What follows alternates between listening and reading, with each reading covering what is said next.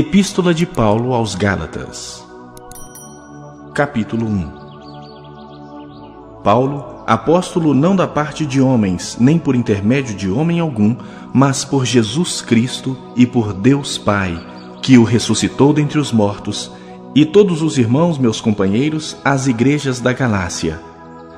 Graça a vós outros e paz da parte de Deus nosso Pai e do nosso Senhor Jesus Cristo, o qual se entregou a si mesmo pelos nossos pecados, para nos desarraigar deste mundo perverso, segundo a vontade de nosso Deus e Pai, a quem seja a glória pelos séculos dos séculos.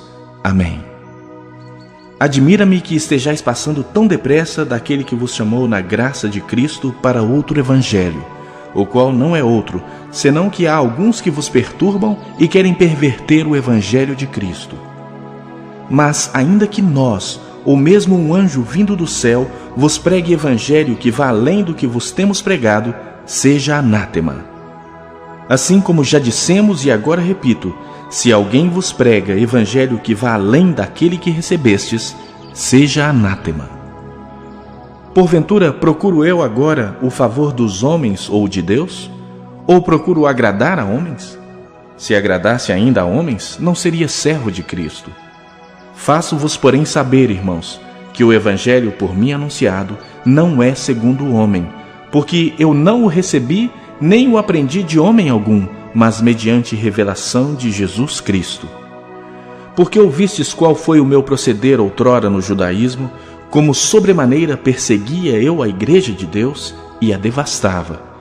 E na minha nação, quanto ao judaísmo, avantajava-me a muitos da minha idade, sendo extremamente zeloso das tradições de meus pais.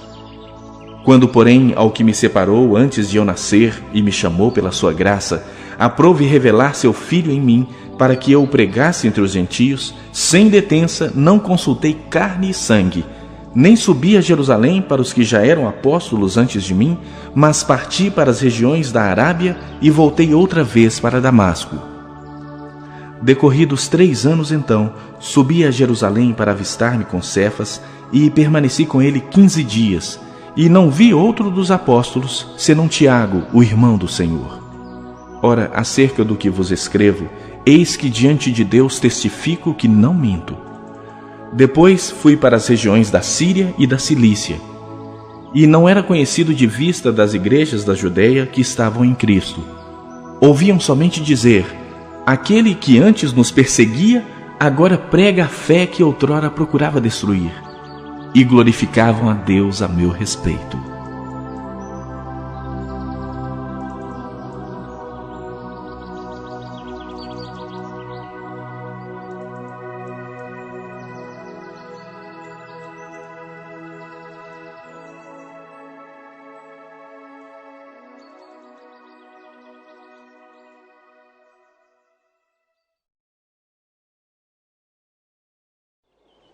Capítulo 2. 14 anos depois, subi outra vez a Jerusalém com Barnabé, levando também a Tito. Subi em obediência a uma revelação. E lhes expus o evangelho que prego entre os gentios, mas em particular aos que pareciam de maior influência, para de algum modo não correr ou ter corrido em vão. Contudo, nem mesmo Tito, que estava comigo, sendo grego, foi constrangido a circuncidar-se.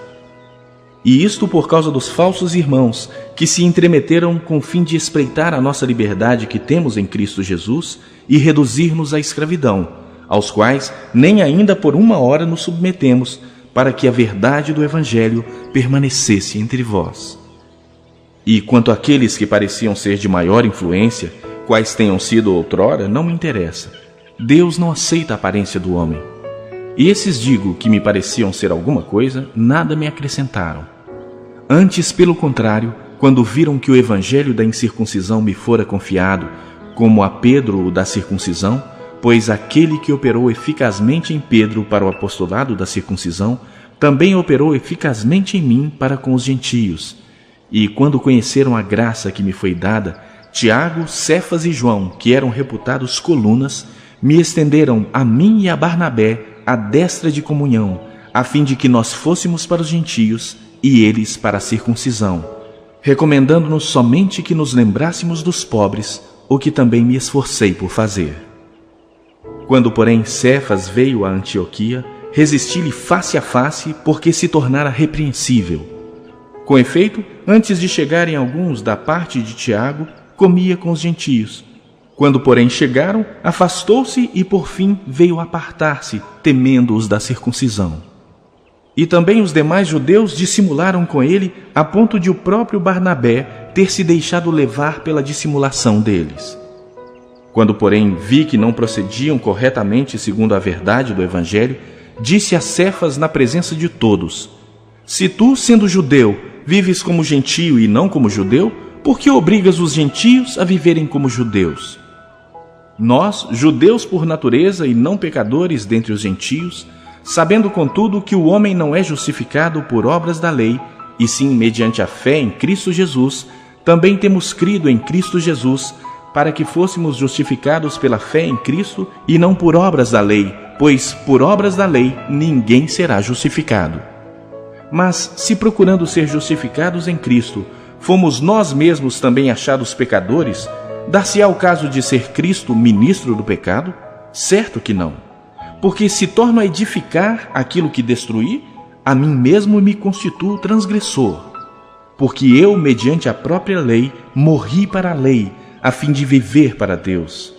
Estou crucificado com Cristo. Logo, já não sou eu quem vive, mas Cristo vive em mim. E esse viver que agora tenho na carne, vivo pela fé no Filho de Deus, que me amou e a si mesmo se entregou por mim.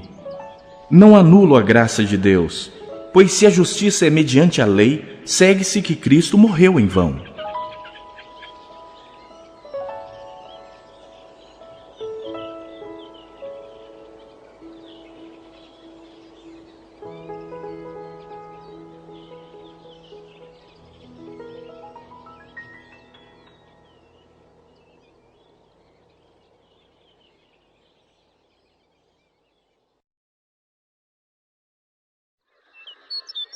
Capítulo 3.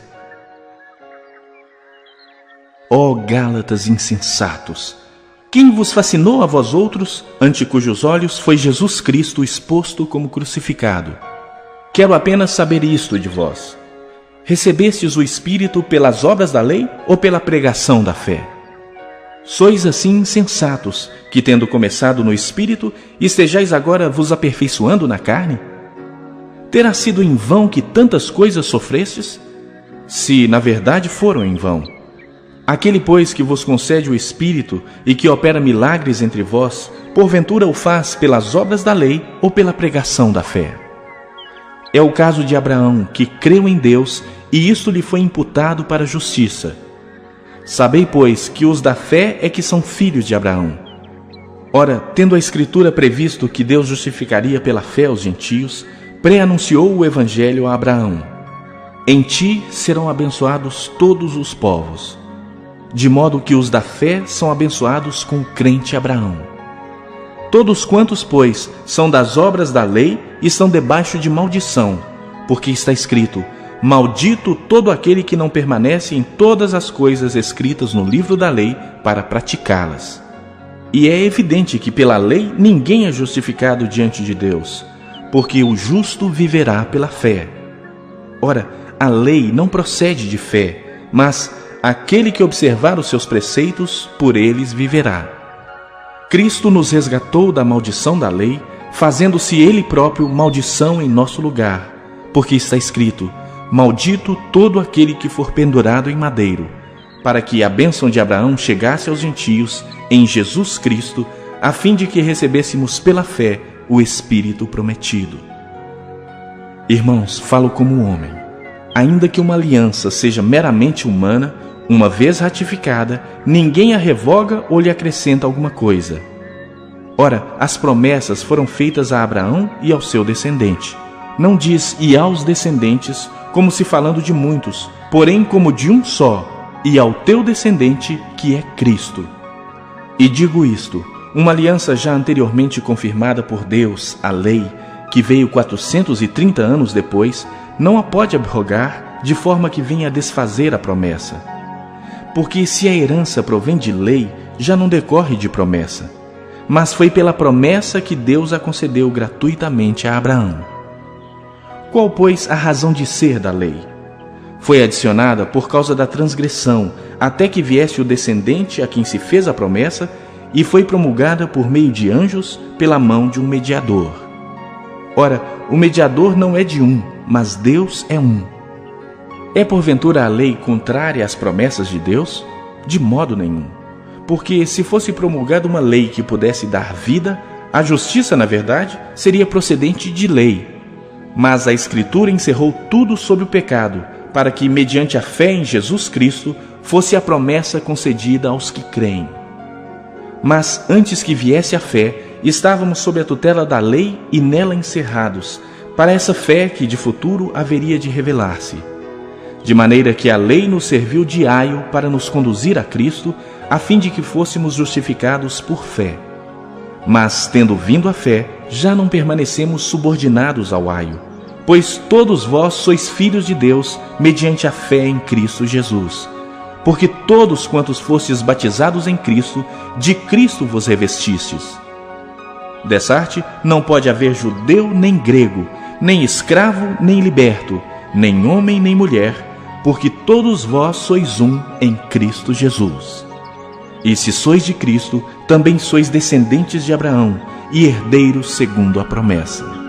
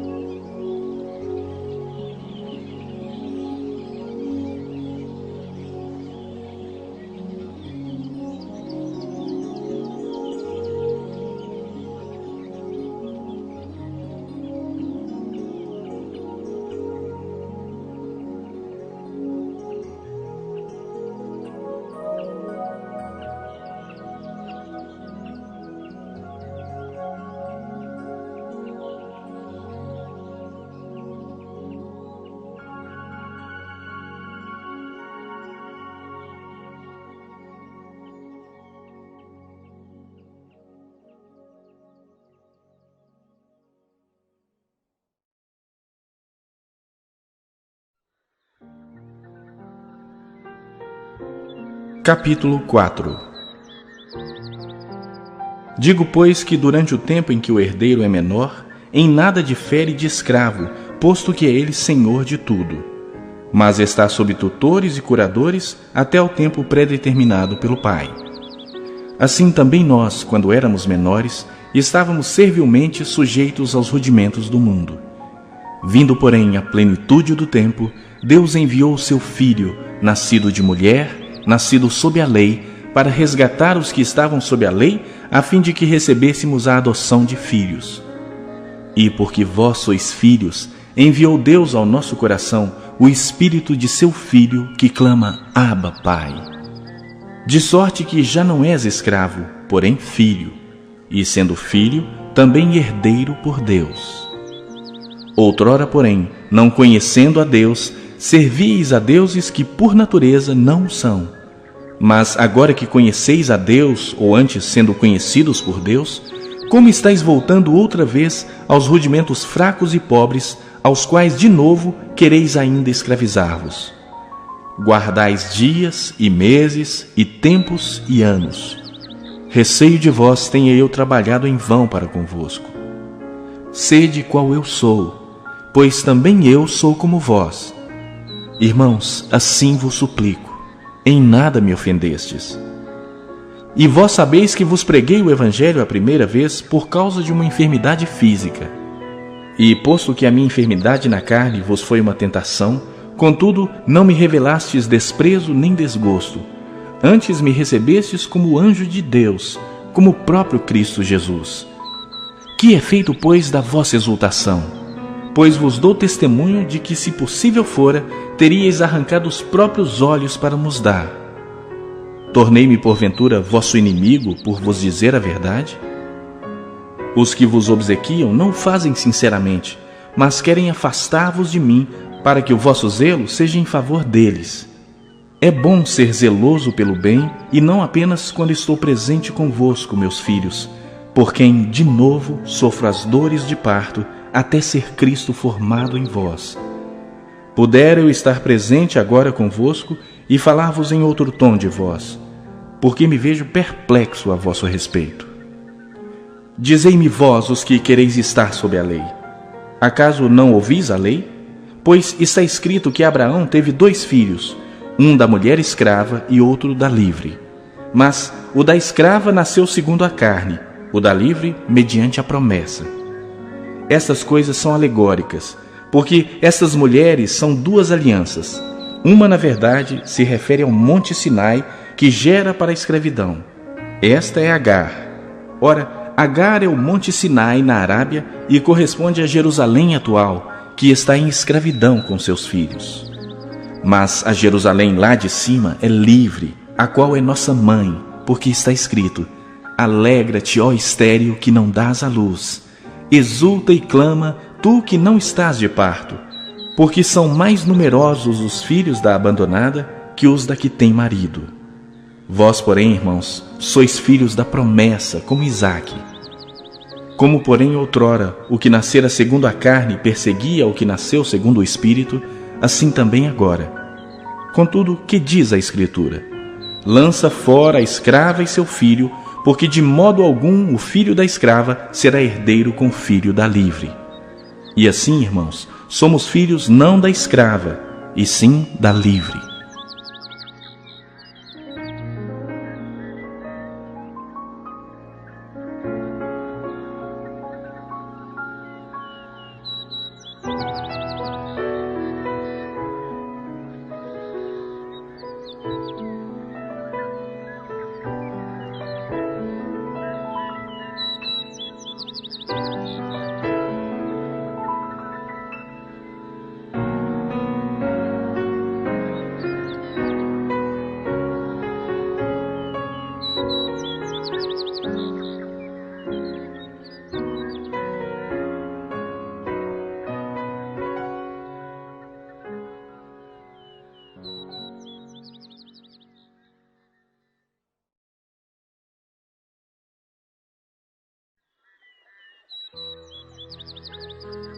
Capítulo 5. Para a liberdade foi que Cristo nos libertou. Permanecei, pois, firmes, e não vos submetais de novo a jugo de escravidão. Eu, Paulo, vos digo que se vos deixar de circuncidar, Cristo de nada vos aproveitará. De novo testifico a todo homem que se deixa circuncidar, que está obrigado a guardar toda a lei. De Cristo vos desligastes, vós que procurais justificar-vos na lei. Da graça decaístes. Porque nós, pelo Espírito, aguardamos a esperança da justiça que provém da fé. Porque em Cristo Jesus, nem a circuncisão, nem a incircuncisão tem valor algum, mas a fé que atua pelo amor. Vós corrieis bem. Quem vos impediu de continuardes a obedecer à verdade? Esta persuasão não vem daquele que vos chama. Um pouco de fermento leveda toda a massa. Confio de vós no Senhor que não alimentareis nenhum outro sentimento, mas aquele que vos perturba, seja ele quem for, sofrerá a condenação. Eu, porém, irmãos, se ainda prego a circuncisão, por que continuo sendo perseguido? Logo está desfeito o escândalo da cruz. Tomara até se mutilassem os que vos incitam à rebeldia. Porque vós, irmãos, fostes chamados à liberdade, porém não useis da liberdade para dar ocasião à carne. Sede antes servos uns dos outros pelo amor. Porque toda a lei se cumpre em um só preceito, a saber, amarás o teu próximo como a ti mesmo. Se vós, porém, vos mordeis e devorais uns aos outros, vede que não sejais mutuamente destruídos. Digo, porém, andai no Espírito, e jamais satisfareis a concupiscência da carne. Porque a carne milita contra o Espírito e o Espírito contra a carne, porque são opostos entre si, para que não façais o que porventura seja do vosso querer. Mas se sois guiados pelo Espírito, não estais sob a lei. Ora, as obras da carne são conhecidas e são prostituição, impureza, lascívia, idolatria, feitiçarias, inimizades, porfias, ciúmes, iras, discórdias, dissensões, facções, invejas, bebedices, glutonarias e coisas semelhantes a estas, a respeito das quais eu vos declaro, como já outrora vos preveni, que não herdarão o reino de Deus os que tais coisas praticam. Mas o fruto do Espírito é amor, alegria, paz, longanimidade, benignidade, bondade, fidelidade, mansidão, domínio próprio. Contra estas coisas não há lei. E os que são de Cristo Jesus crucificaram a carne com as suas paixões e concupiscências. Se vivemos no Espírito, andemos também no Espírito. Não nos deixemos possuir de vanglória, provocando uns aos outros, tendo inveja uns dos outros.